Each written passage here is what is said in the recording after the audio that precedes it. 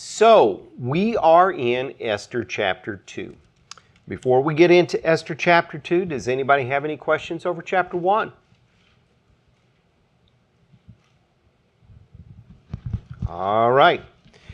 Then going on into chapter 2, what we see, and as I talked about last week, this is kind of a story. And so we're not really, I'm not looking at this like from an outline point of view. I'm looking at this more of just simply a story point of view. And so in this story, what we are now seeing is kind of what happens with the search for Vashti's replacement. Okay?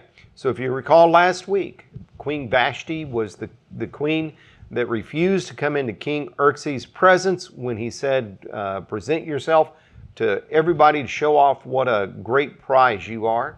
And because of that, there was a law that was passed, it was signed, which could not be repealed, that she would never again enter into the king's presence, and that she would be disposed as queen, and that somebody better than her would be in her place. I guess that's the knife right there of we're going to get somebody better than you are. Okay? So what we see in the first 4 verses is that it says, later, when the anger of King Xerxes had subsided, he remembered Vashti and what she had done and what he had decreed about her.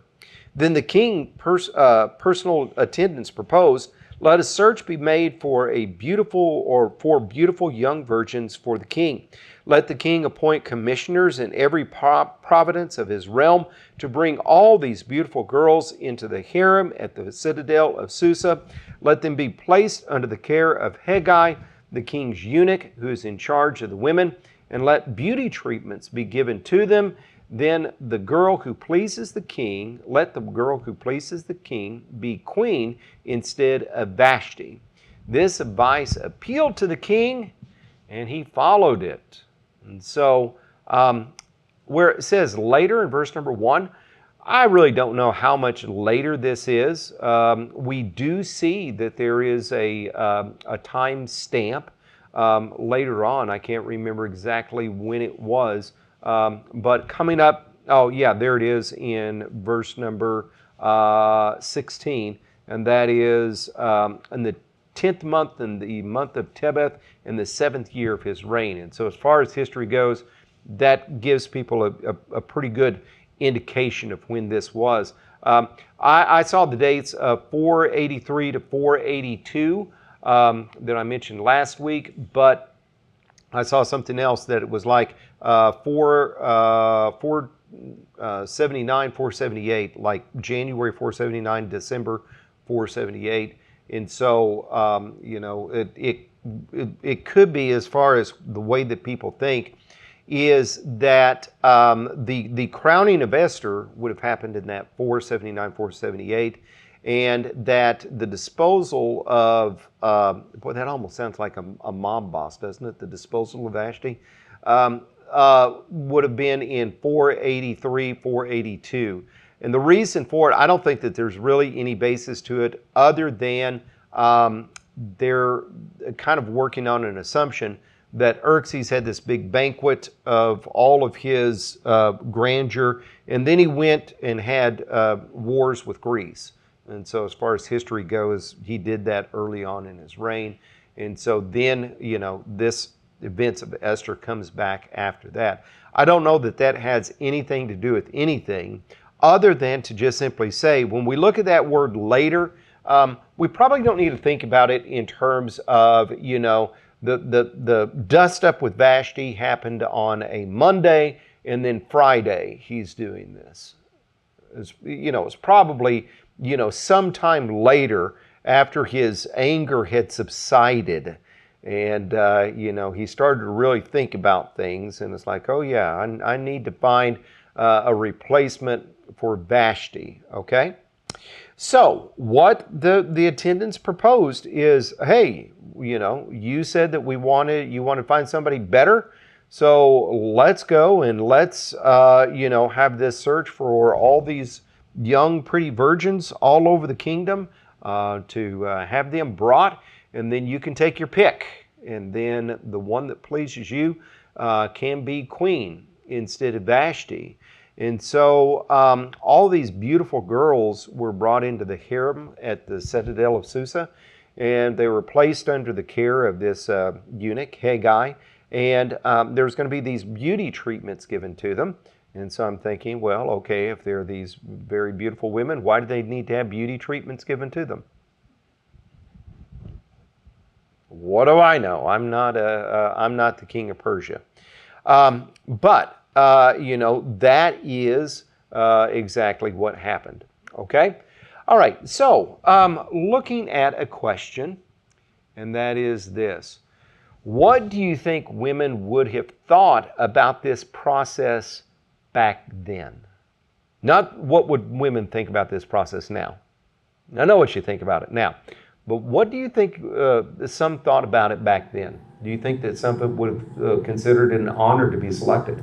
Oh, yes. Yeah. It's a chance to live, to be queen. Okay.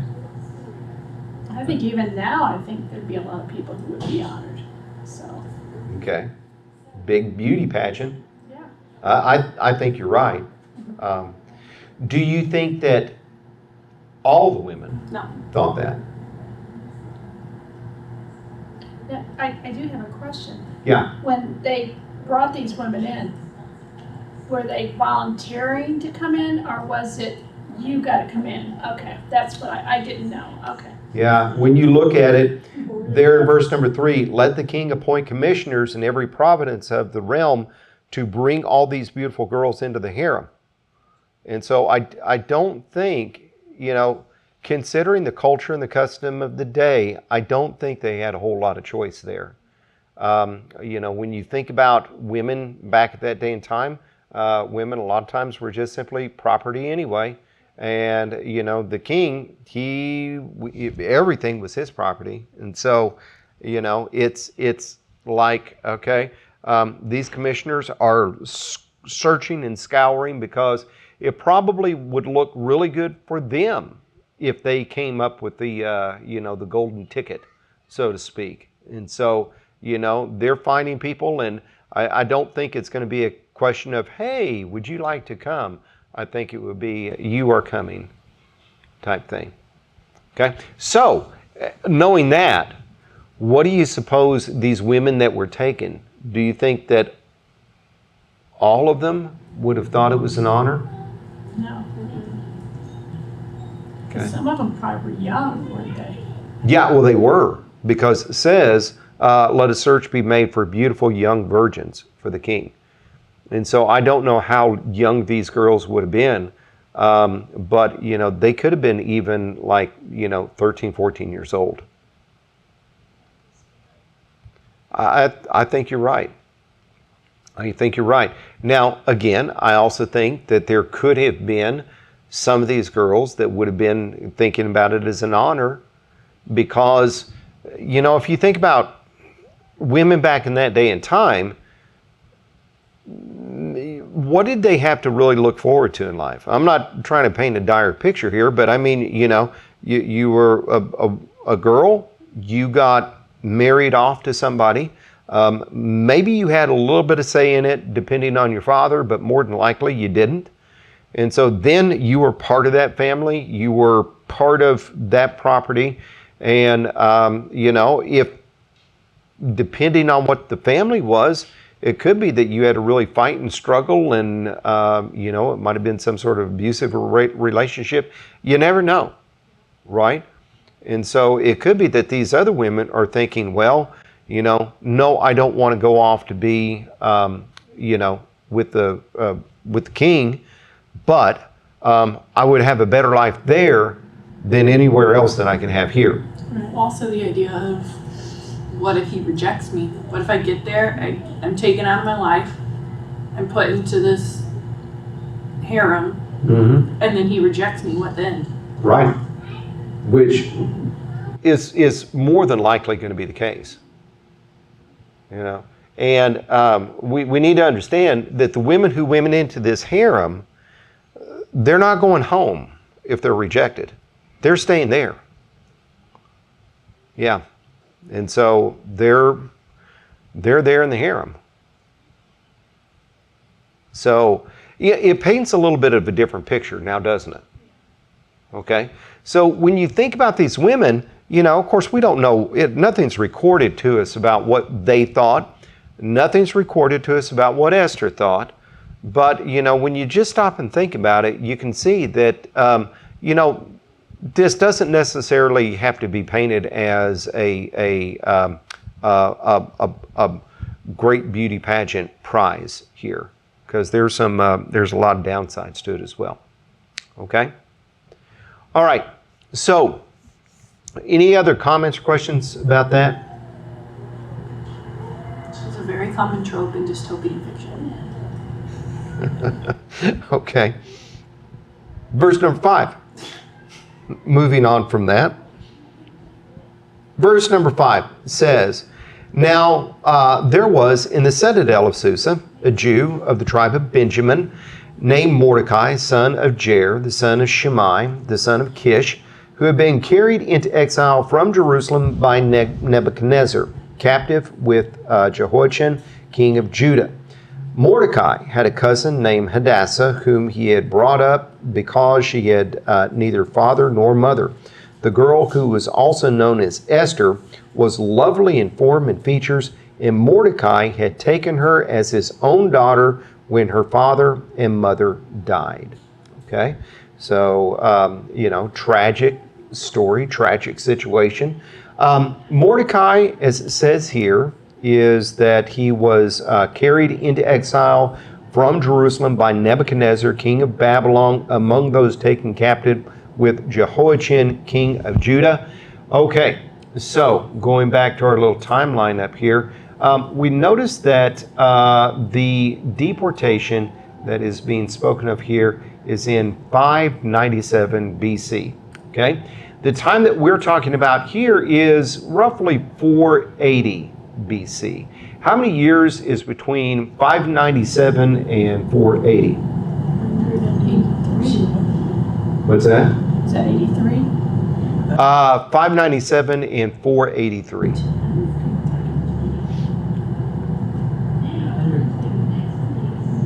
We're talking about, almost 120 years, 115 years. Okay. So is Mordecai an old man? Presuming he was an infant when he was taken? No, probably not. He probably, where it says that he was a Jew of the tribe of Benjamin named Mordecai, son of Jair, son of Shimei, son of Kish, who had been carried into exile. And so it could be that Kish was the one that was carried into exile. Okay? Kish could also be a family name for Benjamin, but I think it's more in terms of Mordecai's ancestors, not ancestors, but people who came before him, his forefathers. Even though it sounds like hundreds and hundreds of years ago, not that long, but his past relatives were the ones that were carried into Babylon, and so he was, just raised there in Babylon. Now he's in Persia in the citadel of Susa, okay? Now, what we've got here is Mordecai has a cousin named Hadassah. Hadassah is going to be her Hebrew word, and then her Hebrew name, and her Persian name is going to be Esther. So, you think about having these two different names. It's a way of holding on to the past and holding on to your culture, but at the same time assimilating into the culture that you are living in. You look at other people in the Old Testament, you see that there's some people that had similar names, even though those names were given to them. Namely Daniel. Daniel's name was Sheltzabazar. And then we got Shadrach, Meshach, and Abednego. Those were the Babylonian names. Their Hebrew names were different. I'll just put it that way. Okay, can't remember them. But, you kind of see that this is kind of a not so uncommon practice for this to occur. Now, here we've got Mordecai And I don't know if Mordecai's married or anything. I mean, it doesn't talk about that. But he has raised Hadassah or Esther ever since her parents died. Now, I don't know why her parents died, but since Mordecai and Esther were cousins, then that would mean that Esther's dad would have been Mordecai's uncle. Right? Okay. And so if you think about it, don't know how much of a time space there is between Mordecai and Esther age-wise, but it's a significant enough that Mordecai must have been an adult when Esther was a young girl in needing raising. And so, he brought her up and raised her and pretty much considered her to be his own daughter. All right? Okay. So what happens in verse number 8 is when the king's order and edict had been proclaimed, many girls were brought to the citadel of Susa and put under the care of Hegai. Esther was also taken to the king's palace and entrusted to Hegai, who had been in charge of the harem. The girl pleased him and won his favor. Immediately, he provided her with beauty treatments and special food. He assigned her several maids selected from the king's palace and moved her and her maids into the best place in the harem. Esther had not revealed her national and family background because Mordecai had forbidden her to do so. Every day he walked back and forth near the courtyard of the harem to find out how Esther was and what was happening to her. Okay? So like I say, we don't know what Esther is thinking, feeling, everything like that. But here's a question for you. Why do you think Esther hid her nationality? And you're going to answer that and say, well, Mordecai told her to do so. Okay, so if you want to rephrase that and just say, okay, why did Mordecai tell her to hide her nationality? Anti-Semitism? That one lady was wanting to kill all the Jews. Hannon, or whatever his name was. Well, he's coming later. We got to wait till that in the next chapter. But, this anti-Semitism was very alive and well at that time. And so Mordecai understands this, right? And so he tells Esther, don't reveal to people that you are a Jew. Okay? Would it not be obvious? What would be obvious or not obvious? I don't know. I guess it's not obvious because she can hide it. Right. I mean, in the thing that's going to separate Jews from the other Persians, I mean, there's not a racial difference, so to speak. I mean, girls were being brought from all the provinces of the empire. What's going to be the difference is her adherence to Jewish law, Jewish customs, Jewish traditions, and things like that, and her Jewish name. If she said, my name's Hadassah, then that's going to reveal it. If she says, my name's Esther, then it's not going to be revealed. Okay? By the way, Esther means star, and I think Hadassah also means star as well. So, okay. All right, next question. Is Esther hiding her nationality an indication of how she felt? And if so, what was that?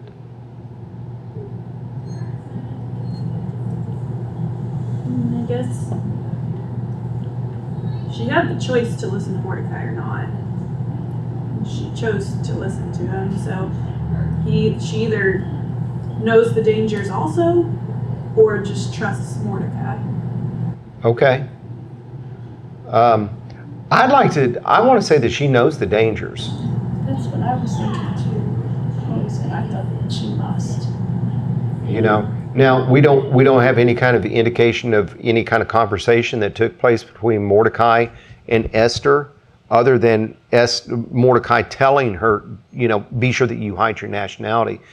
It could be that, there was a very frantic exchange of words of what am I going to do? What's going to be going on? What should have, you be sure that you do this. Do not under any circumstance let people know that you are a Jew, because, bad things could happen to you, and so on and so forth. Okay? I mean, to me, that is a very plausible possibility of what happened, right? Because there had to be some kind of exchange between Mordecai and Esther for him to say, don't do this, or keep your nationality a secret.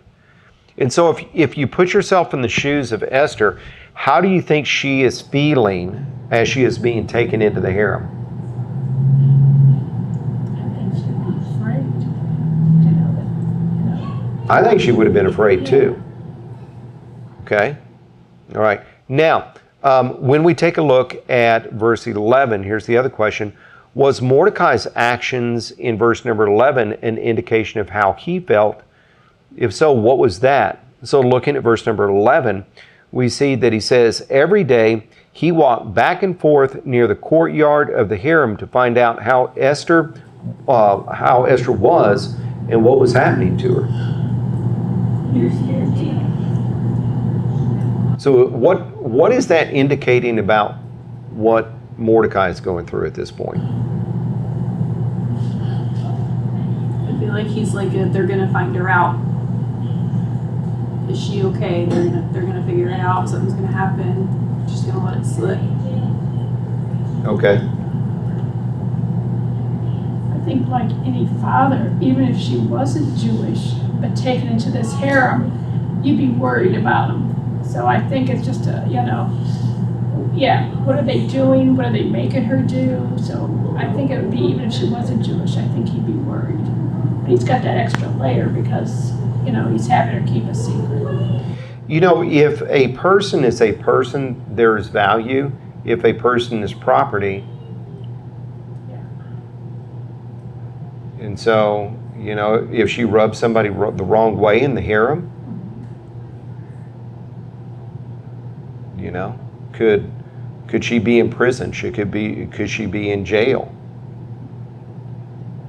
Could she be put to death? Yeah. I mean, the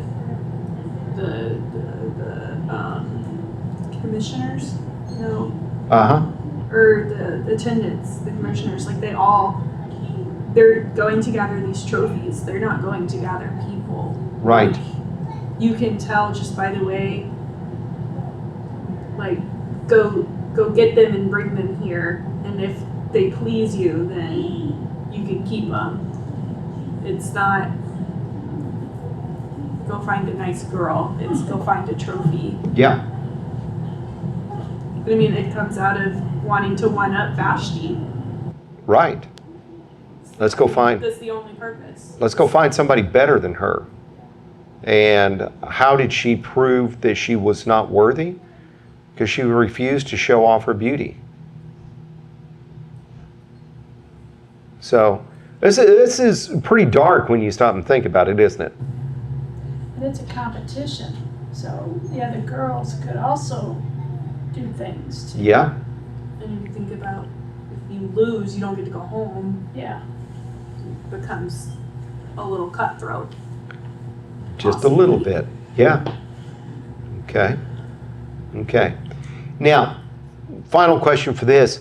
Do you think that Esther and Mordecai were seeing the big picture at this point in the story? Probably not. Mordecai might have had an idea, but there's always that hope, right? Of, God, I hope you have a plan for this. God, I hope you have a purpose for this. Right? But so many times, and the other question, how often do we see the big picture when we are at the beginning of a trial? When we're at the very beginning of something, we're not seeing things especially when something is just very traumatic, tumultuous, upsetting, everybody's world's being turned upside down. Oftentimes we don't see the big picture. We may say, God, I hope that there is a big picture. But oftentimes we're not looking for a big picture. We're just hoping that it's there. And I kind of think that that's what's going through Mordecai's mind and Esther's mind as well. By the way, Mordecai, the reason why he's being able to walk right there by the harem is because he is evidently some sort of official in the king's court, and so he has access there. The other girls, they don't even have that. So. It says later, but do they know he's a Jew? Later, he does, yes.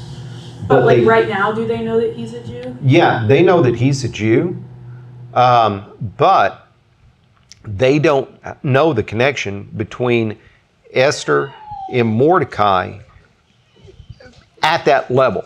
People do, because otherwise, if Mordecai's outside the harem, what's he going to do? Go up and knock on the door? That's going to be forbidden, because after all, these are the king's property, right? So he must know people who've got connections that are there. And so there's going to be some people that know these connections, but bigger upper echelon from that, no. Even though Mordecai is going to be in the king's court, it's not as if people who are in the upper echelon of the government are going to know who Mordecai is. Okay? He's just there and has access to the palace. Okay? All right. So, continuing on with the story, what we see in verse number 15 says verse number 12, it says, before a girl's turn came to go into King Xerxes, she had to complete 12 months, 1 year, of beauty treatments prescribed for all the women. 6 months with oil and myrrh, and 6 months with perfume and cosmetics. Okay? I don't know what kind of beauty treatments a woman has to go through for 6 months that involve, oil and myrrh. I mean, it's kind of like, hey, it's time for you to get up, go have your oil bath. I don't know. I don't know what all that was. And then 6 months of perfumes and cosmetics. I mean, ladies, does it take that long? Sometimes. Sometimes. So I don't know what kind of cosmetics and everything that they're talking about. Okay? So, continuing on in verse number 13, it says, and this is how she would go to the king. Anything she wanted was given her to take with her from the harem to the king's palace. In the evening, she would go there, and in the morning, she would return to another part of the harem to the care of Sheshgaz, the king's eunuch who was charge of his concubines. She would not return to the king unless he was pleased with her and summoned her by name. And so this is exactly what you think it is. And that is that these girls were there in the harem. They were the king's property. When he called for them, they would go and they would spend the night with him. Once they had spent the night with him, they would go to another part of the harem. The reason why they had go to another part of the harem is because that was consummated. Concubines were really kind of a second-class wife back in those days and times. They would have been considered wives in the sense that they could not leave. They have been wives in the sense that they were the husbands. They were not wives in the sense that they had legal standing. They were not wives in the sense that any children would have been able to have any kind of inheritance or any rights to the thrones. And so you understand that this is what's going on here, is that all these girls that were taken, that's their lot in life. They go, they spend that one night, they can take anything with them that they want to impress the king. The next morning, they go back to the harem. They go to a different part of the harem, though. Now, it could be that they get called back to the king, but not necessarily to win the prize that's being talked about here. Okay? All right. So what we see is that in verse number 15, When the turn came for Esther, the girl Mordecai had adopted, the daughter of his uncle Abihail, to go to the king, she asked for nothing other than what Haggai, the king's eunuch, who was in charge of the harem, suggested. And Esther won the favor of everyone who saw her. She was taken to King Xerxes in the royal residence in the 10th month, the month of Tebeth, in the 7th year of his reign.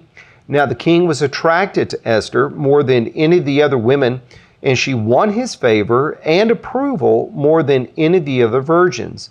So he set a royal crown on her head and made her queen instead of Vashti. And the king gave a great banquet, Esther's banquet, for all his nobles and officials. He proclaimed a holiday throughout the provinces and distributed gifts with royal liberality. Okay? All right, going on to some other questions here. When we go back to verse number 9, from verse number 9 to 17, we see that there are many ways that Esther is favored here. Okay? So take a look and look and see all the different ways that Esther was favored by people.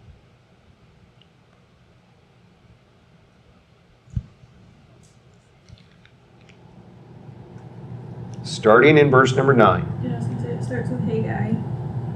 Okay? Haggai. So what did Haggai do?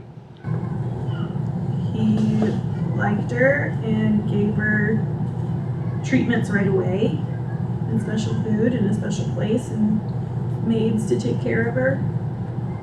Okay? And so from the get-go, Esther, hey, we're gonna favor you. Okay? What else? Is there any other favor that takes place? Starting in verse number 15. Since Haggai tells her what to do and what to bring. Okay. Because she asks, by the way. But Haggai could have said, whatever you want. But he gives her advice. And not only does he give her advice, he apparently gives her some good advice too. Okay? Anything else? She becomes also, it seems like a favorite of Shashgar's, Yeah. the king's eunuch. Yeah. So, And notice that when she went in, that in verse number, is it 15, 16? Esther won the favor of everyone who saw her. And so just when she went into the palace, everybody was like, oh, wow. Okay. And then, of course, she won the favor of the king, too. Okay. So here's a question. Why? Why was she favored? I think it was God. God's hands out, obviously, in this, isn't it? Right. Okay. Which, again, is one of the paradoxes about the book of Esther, because we see God working so mightily, but we don't see his name mentioned. That's interesting to me, isn't it? Okay. It's like, we don't read, oh, God did this. God worked in his heart. God, anything like that. God put this person in place. But we just see the effects like, what we see in our lives today. Okay. Can you think of other Old Testament figures that were favored when they went to other countries? Joseph. Yep. Well, Solomon was king, and so he would have been favored, but, I'm talking about people who were forced or went to other countries. Daniel, right? David, when he fled away from Saul. Yeah. So this is, there's not a whole lot of stories, but you kind of see that the Old Testament of when God's people are put outside of God's boundaries, that God is still with them, isn't He? And still providing for them. Okay? In the same way with us as well. All right. You got any thoughts or questions about any of this?